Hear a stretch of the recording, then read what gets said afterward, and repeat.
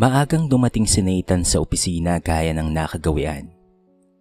7:00 pa lamang ng umaga ay naroon na siya sa harap ng gusali ng Ramos Prime Holdings, isa sa pinakamalaking kumpanya sa lungsod na pag-aari ni Mr. Fabian Ramos. Habang ang karamihan sa mga empleyado ay nagmamadaling pumasok ilang minuto bago mag-time in, si Nathan ay tahimik na nauupo sa kanyang mesa. Inaayos ang mga dokumento at tinitiyak na handa ang lahat bago magsimula ang trabaho. 2 taon pa lamang siya sa kumpanya bilang accounting assistant, ngunit kilala na siya ng marami dahil sa kanyang sipag at katapatan. Hindi siya mahilig sumama sa mga tsismisan o intriga sa opisina. Para kay Nathan, trabaho ang ipinunta niya roon at hindi pakikipagkumpetensya. Lumaki siyang salat sa buhay.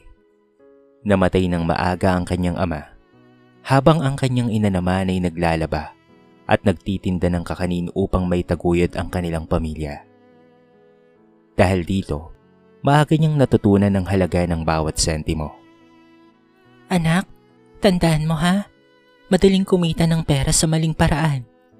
Pero mahirap matulog ng payapa kapag marumi ang konsensya mo. Yun ang laging paalala ng kanyang ina. Kaya naman saan man siya dalhin ng buhay, pinipili ni Nathan na maging tapat. Subalit hindi lahat sa opisina ay natutuwa sa kanyang prinsipyo.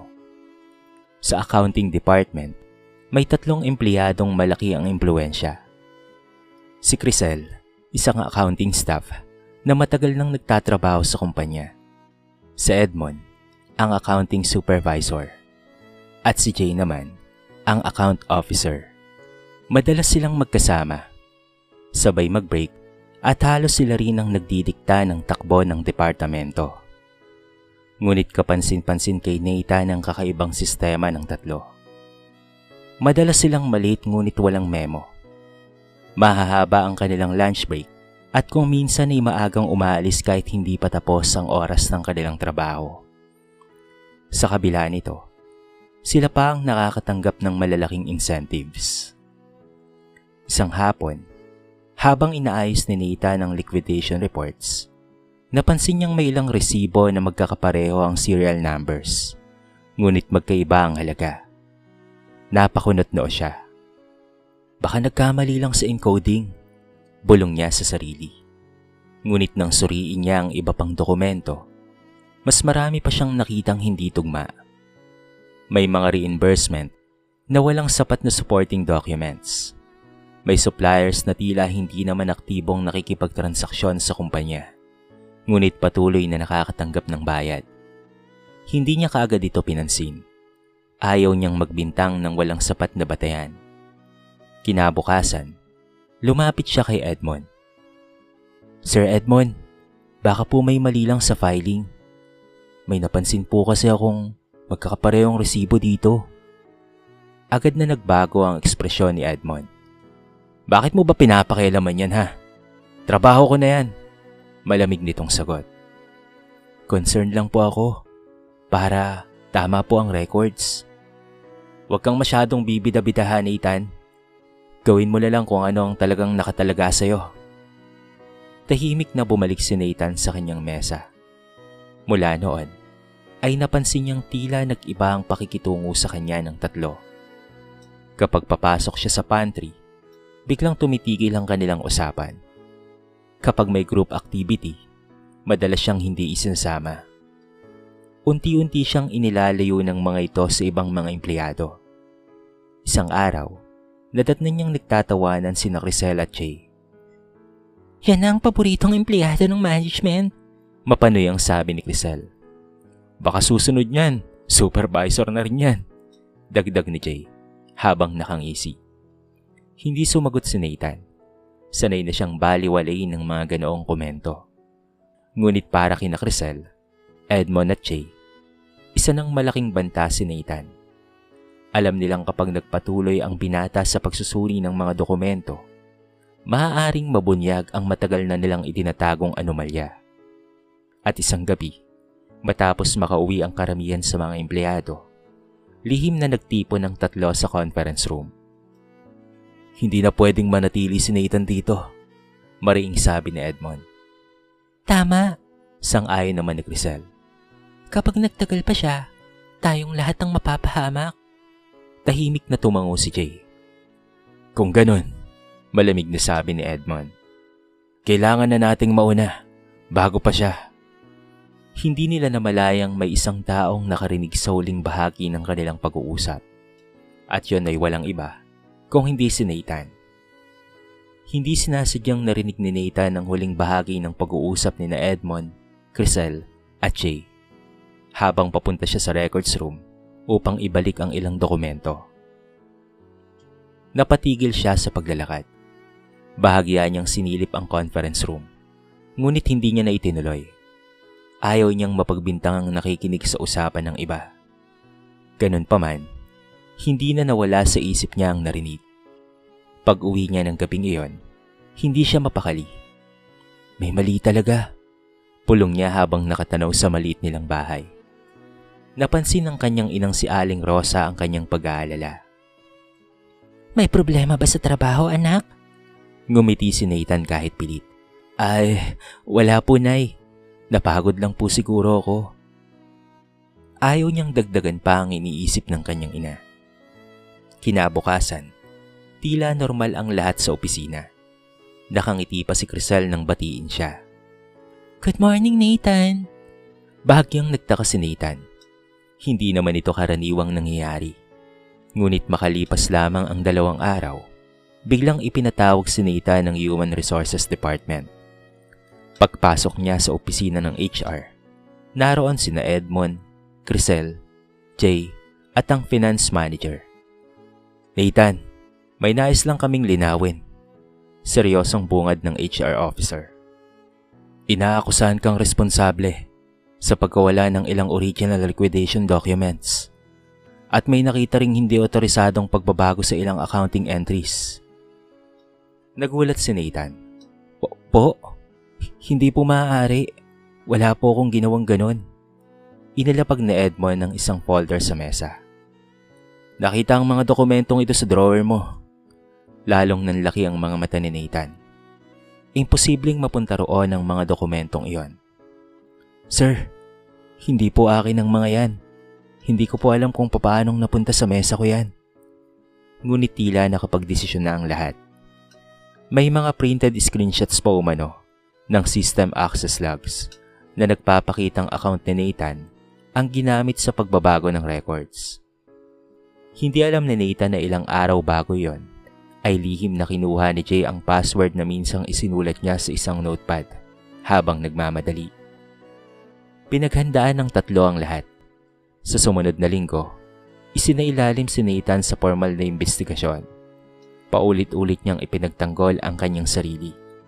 Handa po akong sumailalim sa kahit na anong pagsusuri. Wala po akong ninakaw o binago. Ngunit dahil supervisor sa Edmond at pawang matatagal ng empleyado si Crisel at Jay, mas pinaniwalaan ng management ang kanilang testimonya.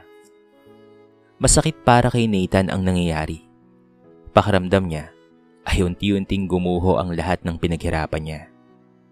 Pagkatapos ng ilang araw, ipinatawag siyang muli. Tahimik na iniabot ng HR officer ang isang liham. Nathan, matapos ang isinagawang investigasyon, napagpasya ng management na tapusin na ang iyong serbisyo sa kumpanya. Parang tumigil ang mundo ni Nathan. 2 taon niyang iningatan ang kanyang pangalan at integridad. Ngunit sa isang iglap lang ay nawala ang lahat. Tahimik niyang tinanggap ang desisyon. Habang nililigpit niya ang kanyang mga gamit, walang lumalapit sa kanya. Ang ilan ay nakatingin lamang, samantalang ang iba ay nagbubulungan. Sa kabilang panig ng opisina, lihim na nagdiwang sina Crisel, Edmond at Jay. Sa wakas, nakangiting sabi ni Crisel. Wala nang pakilamero, dagdag ni Jay. Napangisi naman si Edmond. Simula ngayon, malaya na tayong makakakilos. Bitbit ang maliit na kahon ng kanyang mga gamit. Tahimik na lumabas si Nathan sa gusali. Masakit ngunit wala siyang galit. Sa halip, nanalangin siya. Panginoon, alam niyo po ang totoo. Kayo na po ang bahala. Pagdating niya sa parking area, isang mamahaling itim na sasakyan ang biglang huminto sa kanyang harapan. Dahan-dahang bumukas ang bintana. Laking gulat ni Nathan nang makita kung sino ang nasa loob. Walang iba kung hindi ang presidente ng kumpanya, si Mr. Fabian Ramos. Nathan, kalmadong sabi nito, halika't sumakay ka. May importante tayong pag-uusapan. Naguguluhan ngunit magalang na tumango si Nathan. Hindi niya alam na ang mga araw na akala niya'y katapusan na ng kanyang pangarap, pero simula pa lamang pala ng mas malaking pagbabago sa kanyang buhay. Tahimik na sumakay si Nathan sa sasakyan ni Mr. Fabian Ramos. Hindi pa rin siya makapaniwala na mismong presidente ng kumpanya ang naghihintay sa kanya sa labas ng gusali. Sa buong biyahe, nanatiling tahimik si Nathan. Samantala, seryosong nakatanaw lamang sa bintana si Mr. Fabian. Makalipas ang ilang minuto, huminto sila sa isang maliit ngunit maayos na cafe na pagmamay-ari ng kumpanya. Pumili sila ng mesa doon sa may pinakatahimik na sulok. Nathan, panimula ni Mr. Fabian, matapos maihain ang kanilang inumin. Alam kong mabigat ang pinagdaraanan mo ngayon. Bahagyang yumuko si Nathan. Sir, hindi ko po alam kung bakit nangyari to. Pero alam ko pong wala po akong ginawang mali. Tinitigan siya ni Mr. Fabian bago marahang tumango. Alam ko. Napatingin si Nathan sa kanya. Po? Alam kong inosente ka. Lalong naguluhan ng binata. Kung ganun po bakit hinayaan niyong matanggal po ako? Huminga ng malalim si Mr. Fabian. Hindi ganun kasimple ang sitwasyon, Nathan. Ipinaliwanag ng presidente na ilang taon na niyang pinaghihinalaang may malaking anomalya sa accounting department. May mga ulat ng hindi maipaliwanag na pagtaas ng gastos, pagkawala ng pondo, at mga transaksyong kahinahinala. Marami na kaming isinagawang internal investigation, pero laging malinis ang lumalabas na resulta. Masyadong maingat ang mga gumagawa. Naisip ko po na baka dahil siguro mataas po ang posisyon ng ilan sa kanila. Tanong ni Nathan. Tumango si Mr. Fabian. Tama ka, Nathan. At habang tumatagal, lalo silang nagiging kampante. Naglabas si Mr. Fabian ng isang folder mula sa kanyang briefcase. Nathan, bago ka pa man matanggal, matagal na kitang pinagmamasdan. Nagulat si Nathan. Nakita ko kung papaano kang magtrabaho. Nakarating din sa akin ang ilang ulat patungkol sa pagiging tapat mo. Kahit maraming beses kang pwedeng manahimik, pinili mong sundin ang tama. Biglang naalala ni Nathan ang mga pagkakataong napansin niyang tila may mga taong lihim na sumusubaybay sa mga proseso sa opisina. Ang totoo niyan, may sarili akong audit team na tahimik na nagmamonitor sa ilang departments. At kabilang ka sa mga empleyadong positibo ang naging evaluation. Hindi makapagsalita si Nathan. Ngunit kailangan kong makasiguro kung hanggang saan ang iyong integridad. Napakunot ang noo ni Nathan. Sir, ibig niyo po bang sabihin? Oo, alam kong pinagtutulungan ka. Hindi man namin napigilan ang pagpapatanggal sa iyo dahil kailangan naming makita ang susunod nilang hakbang. Alam naming hindi ka titigil sa paggawa ng tama. Masakit pa ring isipin para kay Nathan ang nangyari. Ngunit unti-unti niyang nauunawaan ang sitwasyon. Pagkaraan ng ilang sandali, diretsahang nagsalita si Mr. Fabian. Nathan, nais kitang alukin ng bagong posisyon. Nanlaki ang mga mata ng binata. Posisyon po? Bilang internal auditor trainee ng buong Ramos Prime Holdings. Natahimik si Nathan. Hindi niya inaasahan ng alok. Pero sir, wala po akong karanasan bilang auditor. Huwag kang mag-alala, Nathan. Ang technical na kaalaman ay natututunan, pero ang integridad, hindi. Napangiti si Nathan sa unang pagkakataon matapos siyang matanggal. Handa ka bang magsimula ulit? Hindi nagdalawang isip si Nathan. Handa na po, sir. Mula noon, nagsimula ang panibagong yugto sa kanyang buhay. Sa loob ng 6 na buwan, sumailalim siya sa matinding pagsasanay sa head office. Nag-aral siya ng fraud detection, forensic auditing, risk assessment, at corporate compliance. Hindi naging madali ang lahat. Maraming gabing halos hindi siya natutulog sa kakaaral, ngunit hindi siya sumuko. At dahil sa kanyang sipag at dedikasyon, mabilis siyang nakilala sa head office. Pagkatapos ng 6 na buwan, opisyal na siyang itinalaga bilang isa sa mga auditor ng kumpanya. Isang umaga, ipinatawag siya ni Mr. Fabian. Nathan, handa ka na ba para sa una mong assignment? Iniabot nito ang isang folder. Nang makita ni Nathan ang pangalan ng branch na nakasulat sa harap, natigilan siya. Ang una niyang i-audit ay ang mismong branch kung saan siya pinagtulungan at pinatalsik. Ang branch ni Crisel, Edmond at Jay. Maagang tumating si Nathan sa head office upang kunin ang lahat ng dokumentong kakailanganin niya para sa audit. Habang inaayos niya ang mga papeles sa kanyang mesa, hindi niya maiwasang mapaisip. 6 na buwan lamang ang nakalipas, lumabas siya sa branch na yon, naluhaan at puno ng panghihinayang. Pero ngayon, babalik siya hindi bilang ordinaryong accounting assistant, kung hindi bilang isa sa mga auditor ng kumpanya. Ngunit malinaw sa kanya ang bilin ni Mr. Fabian. Nathan, tandaan mo, hindi ka babalik doon para maghiganti ha. Babalik ka para gawin mo ang trabaho mo at alamin ang katotohanan. Yon ang paulit-ulit niyang isinasa puso. Pagsapit ng 9:00 ng umaga, huminto ang sasakyan ng head office sa harap ng branch. Nang bumaba si Nathan, suot ang formal na kasuotan at dala ang kanyang identification bilang auditor, napatingin kaagad sa kanya ang mga empleyado. Nagbulungan ng ilan. Di ba si Nathan yun? Akala ko ba natanggal na siya? Anong ginagawa niya rito? Hindi nagtagal ay lumabas si Crisel mula sa accounting office. Pagkakita kay Nathan, agad na nawala ang ngiti sa kanyang mukha. Anong ginagawa mo rito? Nauutal niyang tanong. Bago pa makasagot si Nathan, lumapit ang branch manager. Good morning everyone. I would like to introduce Mr. Nathan Reyes from the Internal Audit Department. Magsasagawa siya ng routine audit sa ating branch. Parang binuhusan ng malamig na tubig si Crisel. Kasunod nito ay dumating sina Jay at Edmond. Pareho silang natigilan nang makita si Nathan. Auditor?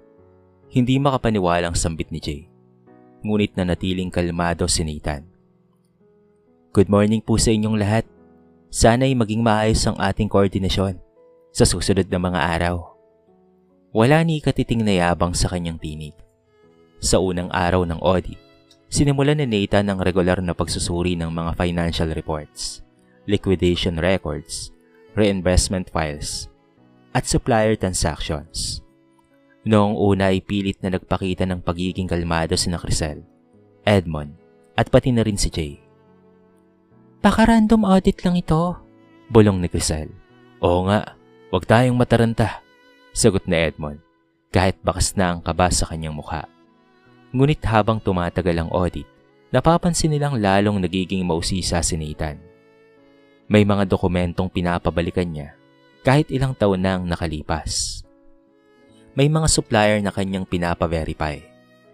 May mga transaksyong hinihingan niya ng karagdagang supporting documents.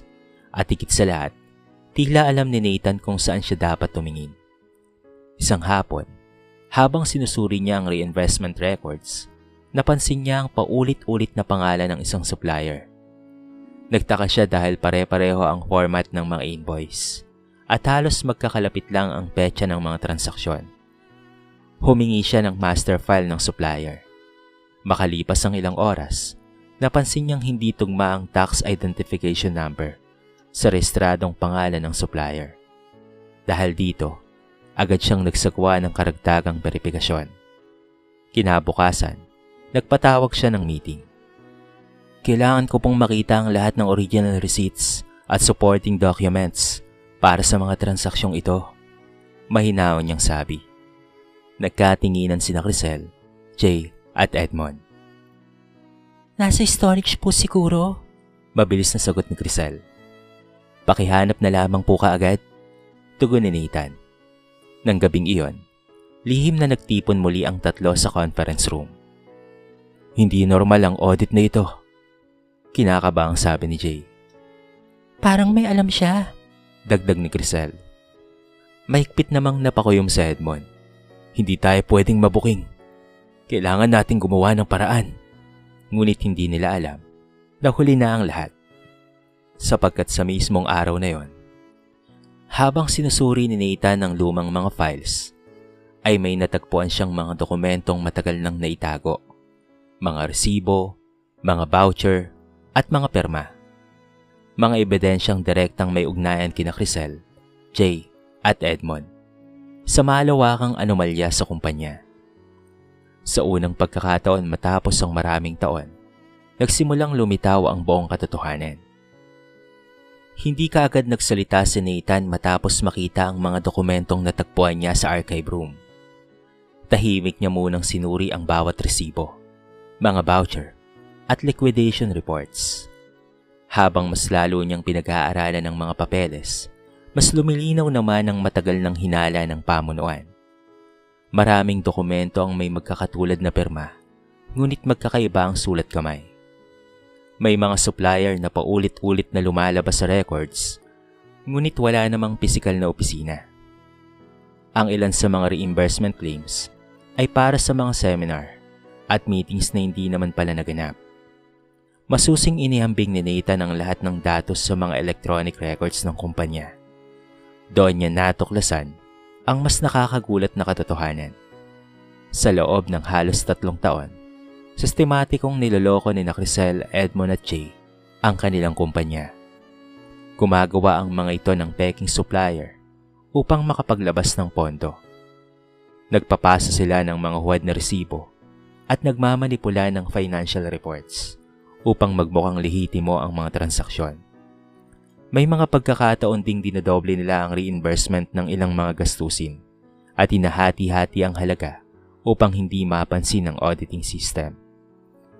Agad na gumawa si Nathan ng detalyadong audit report at ipinadala ito sa head office.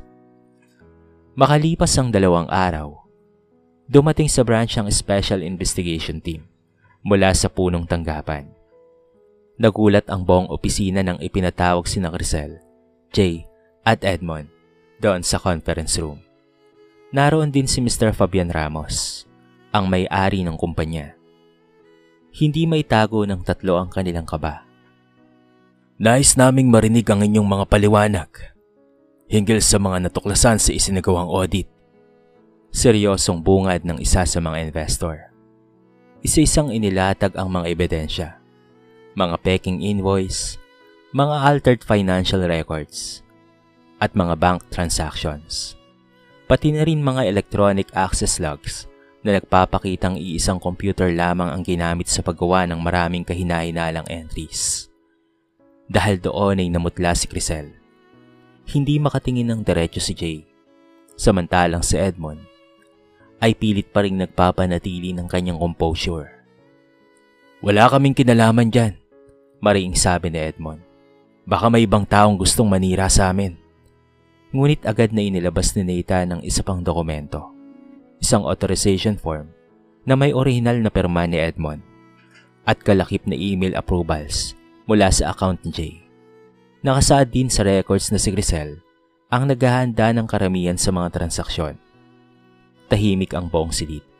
Hindi na nakapagsalita ang tatlo. Bilang huling pagtatangka, nagsalita si Crisel.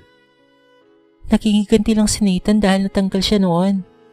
Ngunit mahinaong sumagot si Mr. Fabian. Hindi nagsalita si Nathan laban sa inyo. Ang mga dokumentong ito, mga records mismo, ang siyang nagpatunay sa inyong mga ginawa. Ibinaba ni Edmond ang kanyang ulo. Alam niyang wala silang lusot. Matapos ang ilang oras ng pagdinig, formal na inirekomenda ng investigation team ang pagsasampa ng kasong administratibo laban sa tatlong ito. Ikinagulat ng maraming empleyado ang nangyari. Ang mga taong dati lang hinahangaan at kinakatakutan ay siya palang matagal nang nagsasamantala sa kumpanya. Samantala, maraming empleyado ang lumapit kay Nathan upang humingi ng paumanhin. "Pasensya ka na, Nathan, ha?" Nahihiyang sabi ng isa. Hindi ka namin pinaniwalaan noon. Ngumiti lamang si Nathan. "Wala yon, naiintindihan ko kayo. Ang mahalaga, lumabas na ang katotohanan." Bago matapos ang araw, ipinatawag siya ni Mr. Fabian sa kanyang opisina. "Nathan," nakangiting sabi ng presidente, "malaki ang naitulong mo upang mailigtas ang kumpanya sa mas malaking pagkalugi." "Trabaho ko lang po yun, sir," tumango si Mr. Fabian. "At dahil doon, nais kong ipaalam sa iyo, iho, na may inihahanda ang kumpanya para sa iyo." Hindi alam ni Nathan kung ano yon, ngunit isang bagay ang sigurado. Ang katotohanan na minsang ibineon sa kasinungalingan ay tuluyan ng lumitaw. Lumipas ang ilang linggo matapos ang isinagawang investigasyon sa branch. Hindi pa rin yon mawala sa usap-usapan ng mga empleyado sa buong kumpanya. Marami ang nagulat na ang mga taong matagal nang kinakatakutan at kinagalang sa accounting department ay sangkot pala sa malawakang anomalya. Matapos ang masusing pagsusuri at pagsunod sa due process, formal na tinanggal sa serbisyo sina Crisel, Edmond at Jay. Hindi lamang yon, dahil umabot sa milyon-milyong piso ang napatunayang nawawalang pondo sa loob ng ilang taon. Nagsampa rin ang kumpanya ng kasong sibil at kriminal laban sa tatlo upang mabawi ang bahagi ng perang nawala. Naging mahirap ang sitwasyon para sa kanila. Si Edmond, na dating ipinagmamalaki ang kanyang mataas na posisyon, ay nahirapang makahanap ng bagong trabaho dahil sa naging kaso at sirang reputasyon. Si Jay naman ay napilitang ibenta ang ilan sa kanyang ari-arian upang makatulong sa gastusin sa kaso. Samantalang si Crisel ay ilang buwang hindi makalabas ng bahay dahil sa kanyang kahihiyan. Maraming dating kaibigan at kasamahan ang unti-unting lumayo sa kanila. Doon nila unti-unting naunawaan na ang tagumpay na nakabatay sa panlilinlang ay hindi kailanman nagtatagal. Samantala, tahimik na ipinagpatuloy ni Nathan ang kanyang trabaho bilang auditor. Hindi siya nagdiwang sa nangyari sa dating mga kasamahan na nagpatanggal sa kanya noon. Hindi rin niya pinagyabang ang kanyang mga naging tagumpay. Para sa kanya, sapat nang malaman na nanaig ang katotohanan. Isang umaga, habang palabas siya ng head office, may tumawag sa kanyang pangalan. Nathan? Paglingon niya, nakita niya si Crisel. Halatang nagbago na ito. Wala na ang dating kumpiyansa at pagmamalaki sa kanyang mukha. Pwede ba tayong mag-usap? Mahina nitong tanong. Tumango si Nathan. Naupo sila sa isang maliit na coffee shop, malapit sa opisina.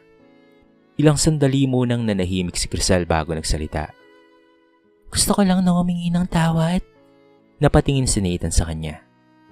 Alam kong hindi sapat ang salitang sorry pagkatapos ng lahat ng ginawa namin sa'yo. Pero gusto kong malaman mo na pinagsisisihan ko na ang lahat. Napayuko si Crisel habang pinupunasan ng mga luhang tumutulo sa kanyang mga mata. Nasira ang buhay namin dahil sa sarili naming kasalanan. At ngayon ko lang naunawaan kung gaano kahalaga ang katapatan. Tahimik na nakinig si Nathan. Hindi niya malilimutan ang sakit na pinagdaanan niya. Lalo na noong mga panahong nawalan siya ng trabaho at halos mawalan ng pag-asa. Ngunit pinili niyang wag dalhin habang buhay ang galit. Tinatanggap ko ang paghingi mo ng tawad, Crisel. Mahinao niyang sagot. Pero sana, magsilbi itong aral sa ating lahat. Mahirap nang maibalik ang tiwala kapag ito ay nasira. Tumango si Crisel. Pagkatapos ng pag-uusap na yon, magaan ang pakaramdam ni Nathan. Makalipas ang ilang buwan, ipinatawag siyang muli ni Mr. Fabian.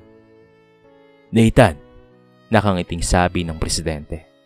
Dahil sa ipinakita mong integridad, dedikasyon at husay sa trabaho, itinatalaga ka ng kumpanya bilang bagong head of internal audit. Hindi kaagad nakapagsalita si Nathan.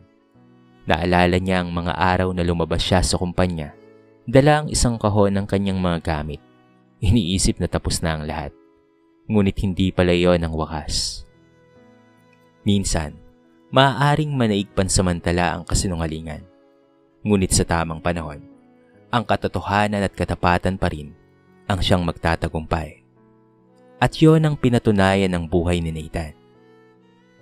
Ang katapatan ay maaaring subukin, ngunit hindi kailanman mabibigo sa huli. Maaaring pansamantalang maniig ang kasinungalingan at paninira, ngunit darating ang panahon na lalabas rin ang katotohanan. Ang tagumpay na nakabatay sa pandaraya at panlalamang ay hindi nagtatagal.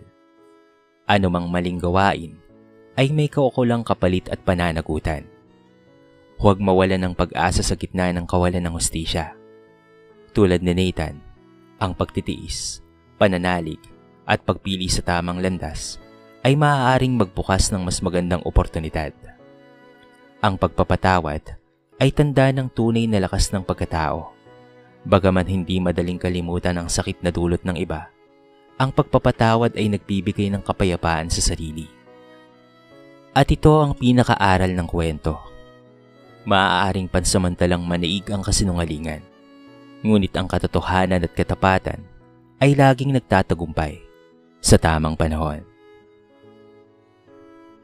Dito na po nagtatapos ang ating maiksing kwento sa araw na ito.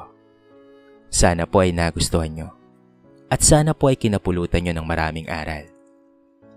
Kayo mga kabarangay, ano ang masasabi nyo sa ating kwento? I-comment nyo naman po sa baba ang inyong mga reaksyon at babasahin natin ang lahat ng yan. I-comment nyo na rin kung taga saan kayo para naman malaman ko kung hanggang saan nakaabot ang video na ito. Paki-like and share na rin po ang ating kwento para mapakinggan rin ng iba.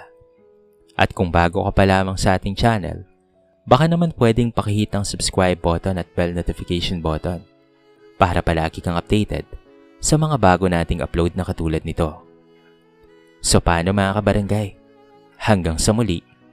Thank you so much and peace out.